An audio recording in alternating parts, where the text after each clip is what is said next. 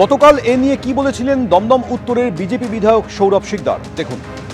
শুনলাম যে এখানে একটা কোনো ক্ষোভ বিক্ষোভের তৈরি হচ্ছিল, সেই জন্য এখানে এলাম। এখন শান্ত আছে, কেউ নেই এখানে। দেখুন ভেতরে কনস্ট্রাকশনের কাজ চলছে পুরো, তো ওই জন্যে আজকে থেকে বন্ধ আছে নামাজ। যে আপনারা জানেন এখানে এই গেটটা দিয়ে ওখানে একটা কলিং বেল আছে, ওই কলিং বেল বাজিয়ে এখানে ঢোকে নামাজ পড়তে।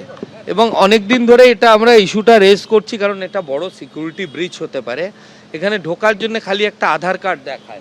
এয়ারপোর্টের মেন বিল্ডিং অত দূরে, এইখানে পেছন থেকে ফ্লাইটগুলো ট্যাক্সিং করে। এই দেখুন, এই যে পেছনে ফ্লাইটের টেল দেখা যাচ্ছে, এখান দিয়ে ফ্লাইটগুলো যায়।